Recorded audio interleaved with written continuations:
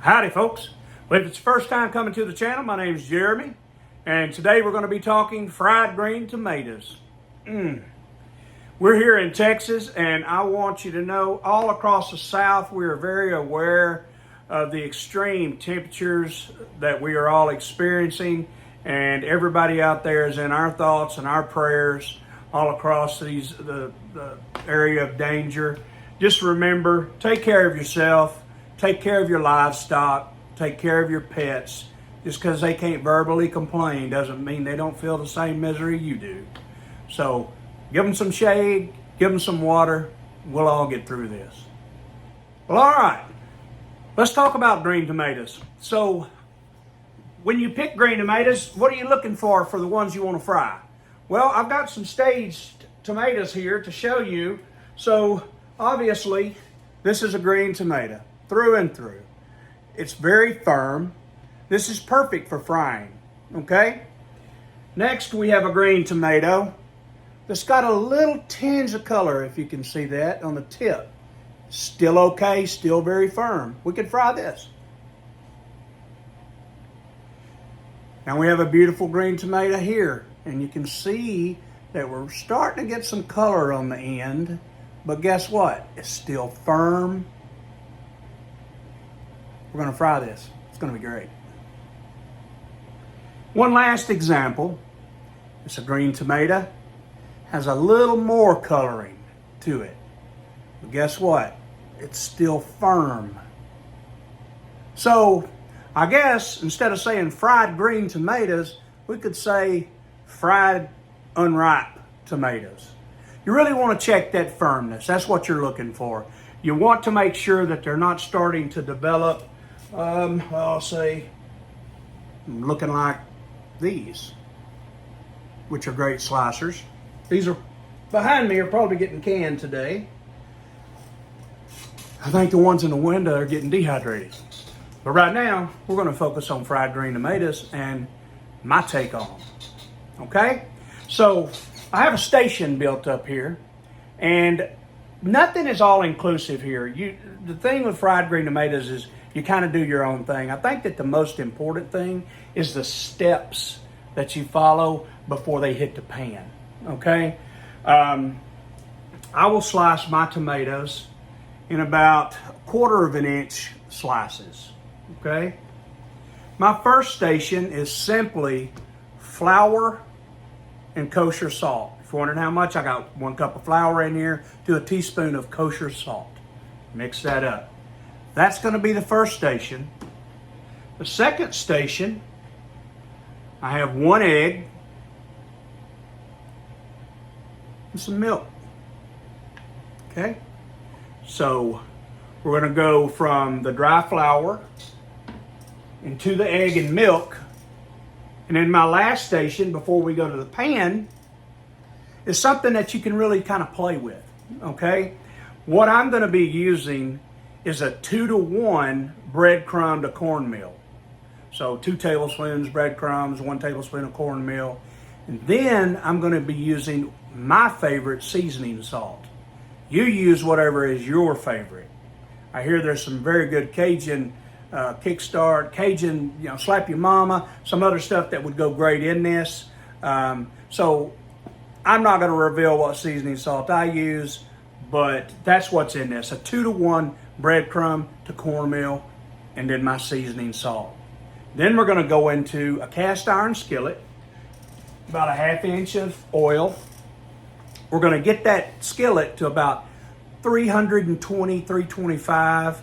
I'm going to check it with a thermometer before we start, and we're going to fry some tomatoes today and taste them, look at them. If you've never had, and I talk to people all the time who've never had a fried green tomato, that's kind of why I thought of doing this video. I had somebody recently ask me, well, I've never had one, how do you do that? So yes, I can cook. Yes, I can do fried green tomatoes, and you've seen me, obviously, I can eat them. So we'll be right back. I've got some sliced. We're going to go ahead and slice some more so we can fill the pan up. Okay, so we've got our tomatoes washed up, ready to slice. Normally I would be using gloves, tongs, all these things if I was feeding someone else. This is just for me and my immediate family. My hands are washed. I do have manners. Again, we're going to cut these about 1/4 of an inch. And that to be precise. Be careful, don't cut yourself.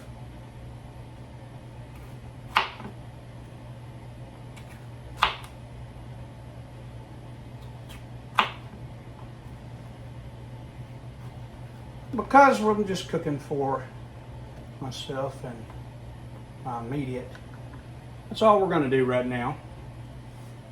Now, I will tell you that a lot of people that fry green tomatoes use just flour, self-rising flour, salt and pepper, and it's great. And they work out great just like that. It's a little different taste than what I'm going for right now.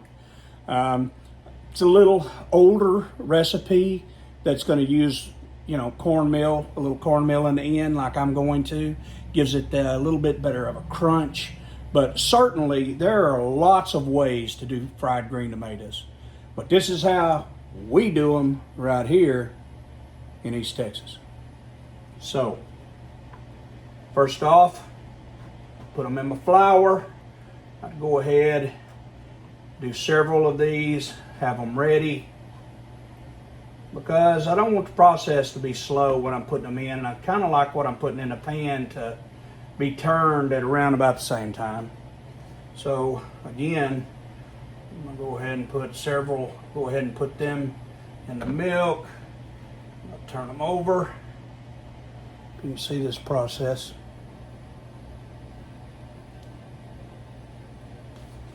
Okay, last but not least, we're going into the breadcrumbs and cornmeal mixture with the seasonings.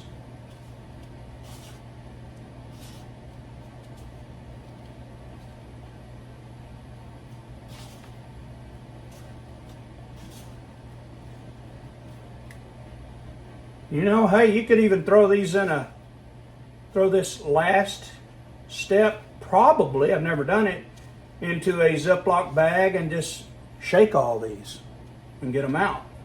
It's an idea. I think I'll try that. So, I've checked my grease and it's about at the temp that I want to start these at. And I'm going to use tongs to put them in the hot grease.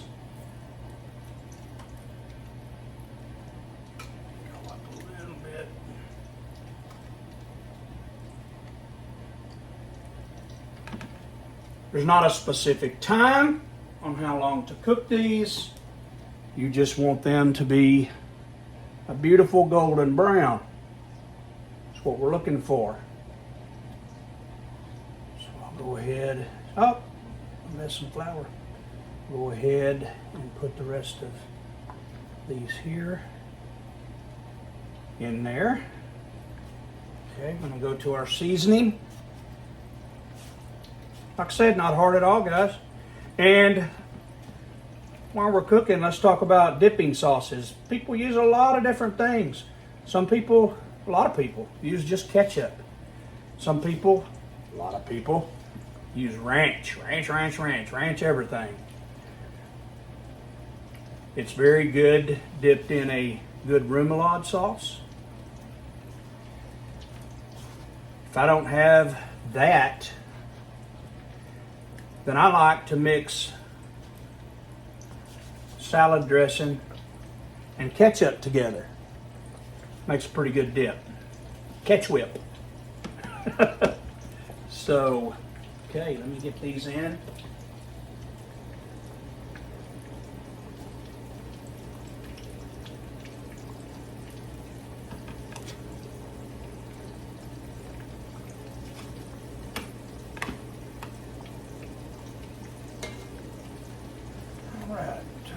Just a tad. Put this cover on to keep our grease from going crazy. And guys, I love using cast iron. I'm going to do some more videos on cast iron. Man, I'm telling you, I wish I'd known when I was younger what I know now. I would have saved myself the purchase of several sets of pots and pans. I don't know how many we went through here in the past. I'm 53, been married since I was 19. So probably been through 4 or 5 different sets and probably have 1 or 2 pans out of each set somewhere. But now I have a lot of cast iron and I'm going to be getting some more. And the thing is it's a one-time purchase. It's going to last your lifetime, and it's going to be passed down, or could be passed down, generation to generation. So it's a really, really good investment. You ought to think about it. And the cooking, once you get your pan seasoned right, it's perfect. It's perfect. So they're not necessarily non-stick. You know, a lot of people think they are, or they advertise to be. You have to make them that way. So you do that through the proper seasoning process, which I'm going to have some more videos about. I do have a video about restoring rusted cast iron, because you never have to throw them away. Somebody messes up, leaves them out, you get some rust on them. Hey, you just repair them, restore them. Let's look at these tomatoes.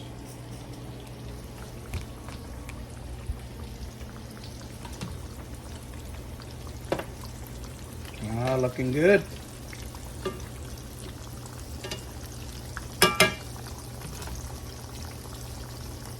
And that's kind of how you want them to cook. Not too fast, not too slow.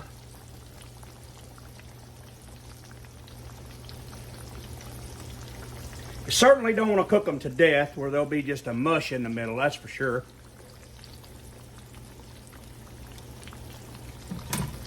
Now they're getting where we want them. And it's probably worse to start them off too slow than it is too fast. You can always bring that heat down. But if you're waiting on that heat to build up, then that's really kind of ruining some of your breading that you have going on. So just keep that in mind. And you can use like a fry daddy, I guess is what they call them. Fry daddy, granddaddy. They're looking good. I really didn't leave anything out, guys. There's really not a lot about fried green tomatoes. Nothing hard about it. It's just, I really believe, like I said, I believe that the problem therein lies making sure you go in the right order. You know, if you're gonna do a flour alone, I would do flour, milk, flour. If you're gonna do my method, you go flour, milk, egg, and then your last would be this breadcrumb and cornmeal with your seasonings. Okay, so I would always go dry, wet, dry, no matter what I was doing. If I'm frying chicken, I'm gonna go, or pork chops, doesn't matter, I'm still gonna go dry, egg wash, back to the flour.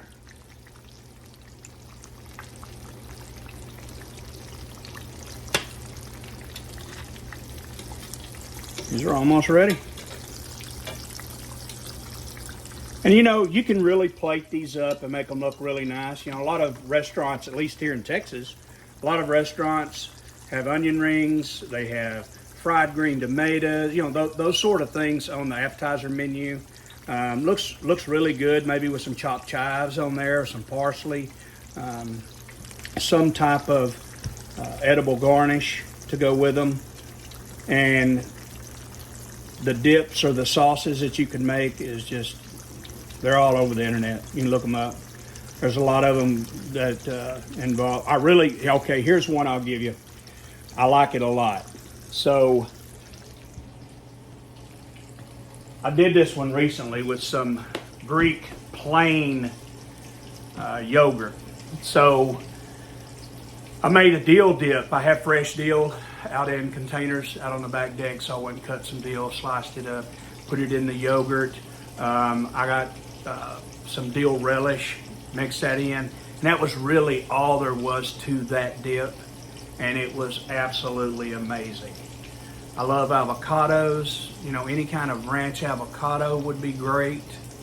So just do it up any way you want to do it. Hey, enjoy. This is a little piece of East Texas right here.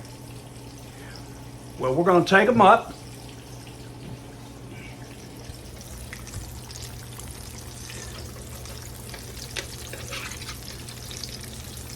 I'm going to put them on, yes, a paper towel.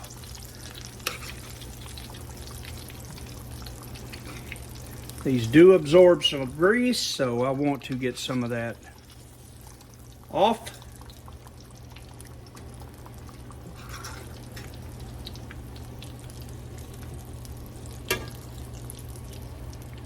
I know I got the camera going all over the place. Sorry about that. Okay, we've got them all up. They look great. Hope you can see those. Hope it'll focus. Now what I'm going to do is cover them this way and give them a pat to get some more of that grease off of there. That oil, rather.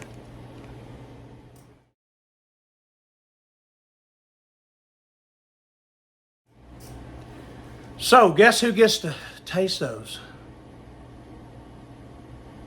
Me! If you found it helpful at all, please hit that like and subscribe button. When you like a video on YouTube, that helps get the video more views. That helps our channel. Makes me happy, and we very much appreciate you. So, please like, subscribe. Have a great day. Stay cool, and as always, God bless.